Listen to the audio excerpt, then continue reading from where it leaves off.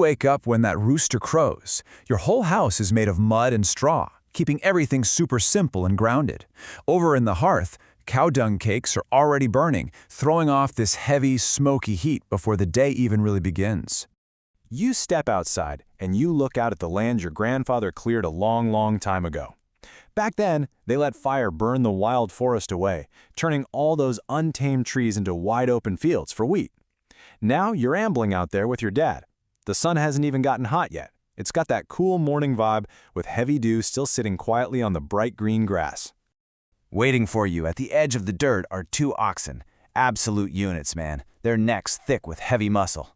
They're on duty today to pull the plow. Your dad calls this heavy-duty tool the Sierra. It's carved out of tough neem wood and tipped with biting iron. And as those oxen drag it along, it turns the earth over, carving these perfectly straight lines called furrows in the dirt.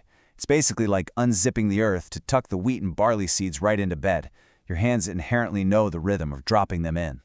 Now, you can plant all you want, but you desperately need water.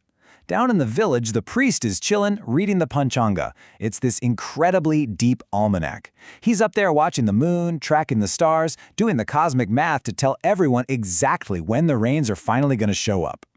And when it happens, the whole sensory vibe of the world shifts. The sky turns heavy and gray. Welcome to Versha, the season of rain. You feel those massive drops hit the dry, cracked earth. It's a rush. The fields drink and drink for 3 straight days until the soil turns rich, dark, and soft.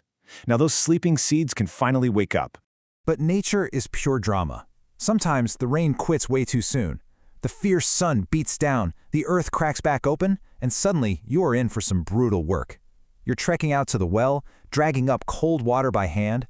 You're using a rope and a bucket from way down deep. They call it lift irrigation, but you call it shoulder-aching agony. Your shoulders are screaming from carrying all that water. And on top of that, getting water from the canal costs you extra grain, according to the old books. You pay what the king asks. Oh, and the king, he automatically takes 1/6 of all your grain anyway. This tax is called the baga. Think of it like an ancient mandatory subscription fee for the privilege of living and farming on the land. Out in the fields, it's endless, daily battles under a blazing sun.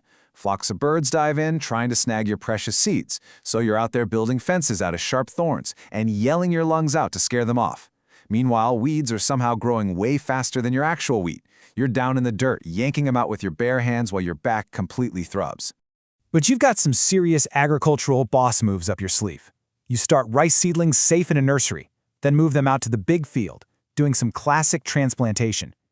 You're casually weaving pulses in between the wheat rows. That mixed cropping keeps the soil super strong and healthy. And you're spreading cow dung everywhere to make the earth rich and dark. It's a sweet trick the Greeks eventually called manure. But to you, it's just how the magic happens. When the river runs high, the village tank fills up. You watch the sluice gates open, perfectly controlling the flow so your field gets exactly its proper share of water. You lean on your hoe and gaze up at the sky. The clouds are stacking incredibly high. The wise guy Varahamihar called this type of cloud formation drona. When you see drona gathering, you know a massively heavy downpour is rolling in. And then the payoff. The wheat turns this blinding, beautiful gold in the sunlight. You take a curved blade, a sickle called the daktra, and start cutting.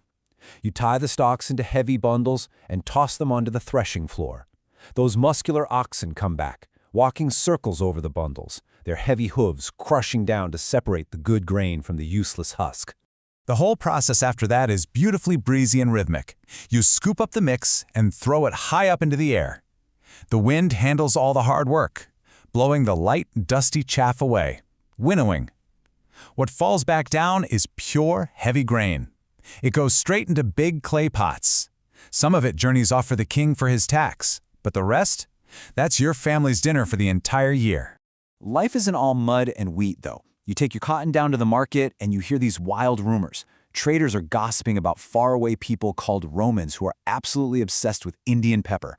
Wild global trade happening right over your head. But then the sun sets and you're back in the village.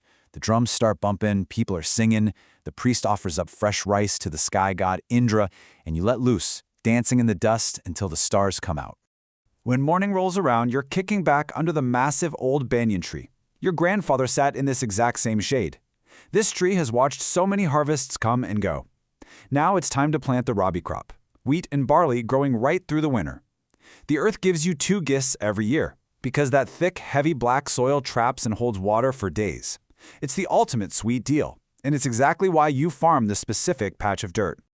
You look out and see your little kids playfully learning how to scatter seeds in the dirt. They're small, but they're already helping. The whole family operates as one solid team. Meanwhile, miles and miles away, the king is throwing his weight around, building a massive new dam. Because of that, water is going to flow into fields that used to be bone dry, which means way more people are getting fed. One lazy afternoon, a dusty traveler comes wandering through and drops some absolute mind-blowing gossip. He says the Guptas, the big rulers, finally figured out how to make crystallized sugar. Just like that, they made it sweet and solid. Suddenly, that patch of sugarcane you've got growing is worth way more than it was yesterday. The world is shifting. When night hits, you stare up at the sky. You watch the stars, tracking the nakshatra. That starry expanse tells you exactly when it's time to sow a fresh round of seeds. It's wild. The entire night sky is basically a giant glowing smartwatch telling you exactly when it's time to get back to work. But look, it's not always easy living. Bad years creep up when the rains completely fail. And when things dry up, the taxman is brutal. He sweeps in and takes a massive 1/4 of whatever little you manage to scrape together. You eat a lot less, but you survive. You survive because the village pulls together and shares whatever stored grain is left. Nobody starves when neighbors have your back. That's the old way. You sit back in a daze and watch your son carefully sharpening the iron plowshare. One day soon, he's going to be the one out there sweating while you finally rest. The tools pass right into his hands. You remember the very seed you planted as a kid, and now it's your grandchildren out there scattering the grain. The cycle begins again. Millions of people across India are eating because of this exact soil. You and your family are feeding the world. Farmers out here in the dirt, quietly building a massive civilization. You are the earth. The earth is you. You plant, you wait, you harvest, you begin again. Man, what a beautiful, crazy rhythm. Makes you wonder, when you look at a simple bowl of rice, whose grandfather cleared the land for that single grain? Hey, if you had fun getting some ancient dirt under your fingernails with me today, do me a solid. Hit that like button, share this with a friend who needs a little wonder in their day, and absolutely make sure you subscribe so we can keep wandering through these amazing stories together. Catch you later.